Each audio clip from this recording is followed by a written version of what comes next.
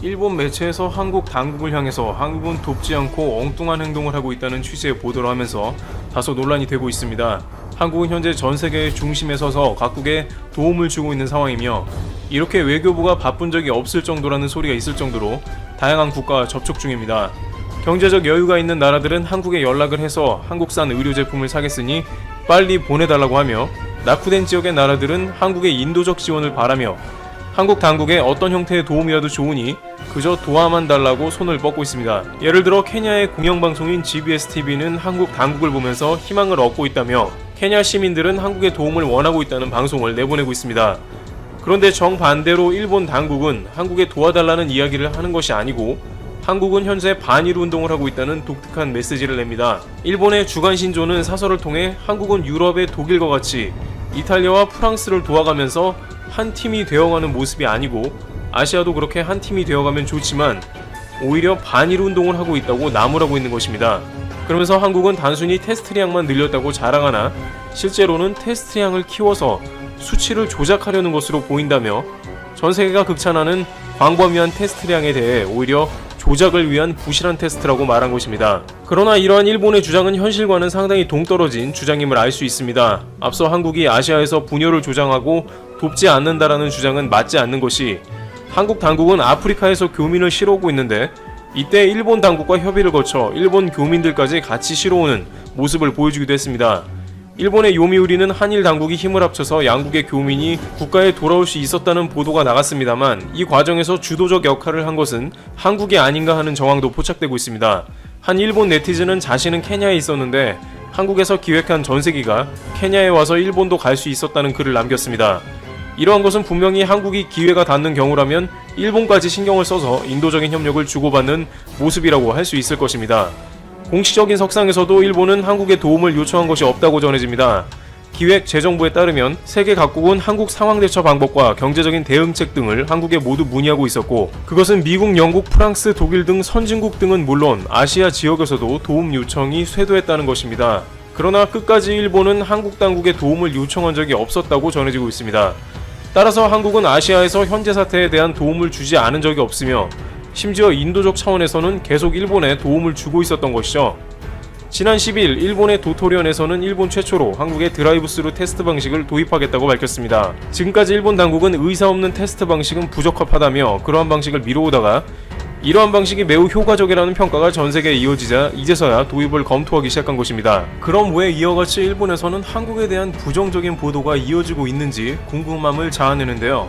일각에서는 이러한 일본 당국의 태도에 대해서 초반에 한국이 상황이 안 좋을 때 자신들은 한국과 다르다며 선을 긋던 일본 당국이 이제 전 세계에서 한국이 가장 사태를 잘 진정시켰다는 평가가 이어지고 있고, 정반대로 일본은 걷잡을 수 없이 상태가 악화되는 양상이 지속되자 그 탓을 한국에 하고 있다고 지적합니다. 그러면서 유럽처럼 아시아에서 서로 도와야 하는데 한국이 그것을 독일처럼 못한다고 탓하는 것이죠. 또한 한국에 대한 긍정적인 보도가 일본에서도 연일 보도되면서 일본 내에서 반발심을 부른 점도 있습니다.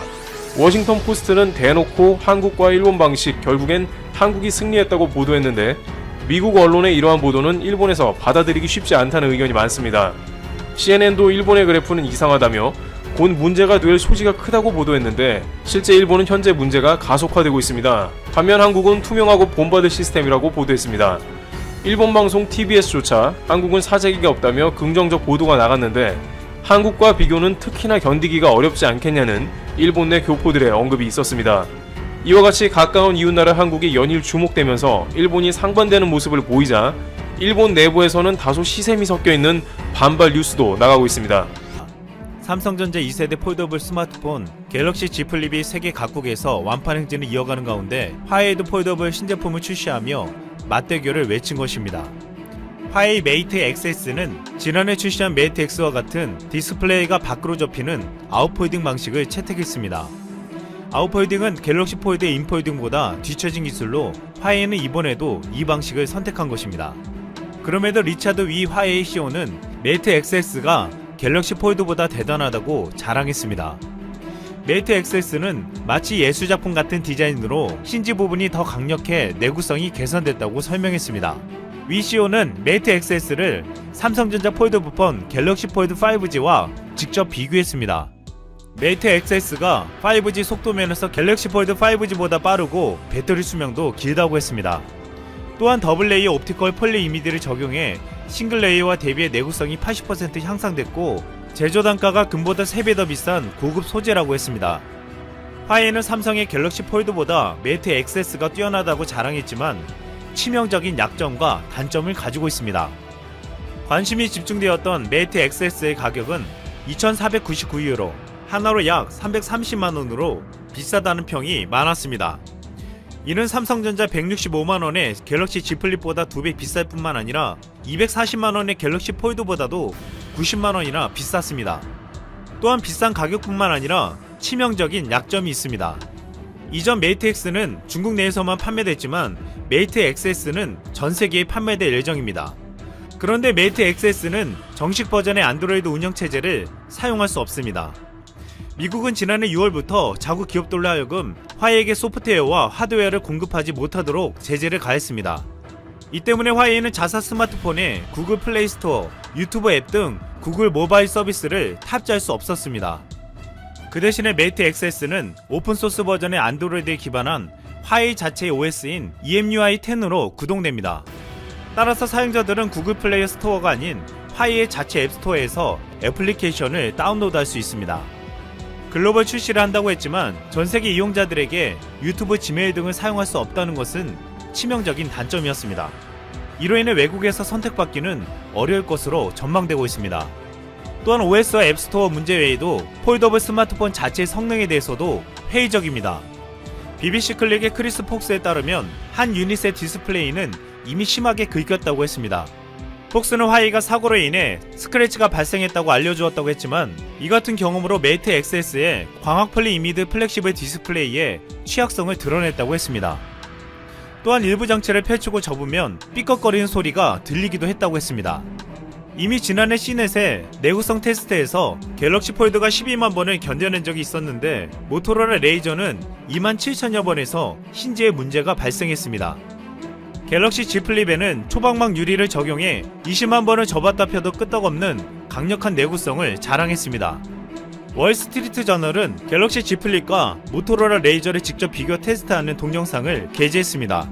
이 영상에서 레이저는 화면을 열 때 힌지에서 삐걱거리는 소리가 나고 자세히 보면 화면이 위로 들려지며 구부러지는 것을 볼 수 있다고 했습니다. 이는 마치 낡고 녹슨문을 열 때 소리처럼 들린다고 혹평했습니다.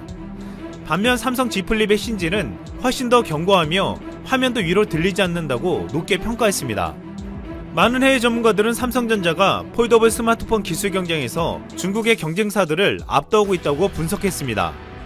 현재 폴더블 폰은 삼성 갤럭시 Z 플립과 화웨이의 메이트 XS, 중국 레노버 자회사 모토로라의 레이저로 3개사가 각축을 벌이고 있습니다.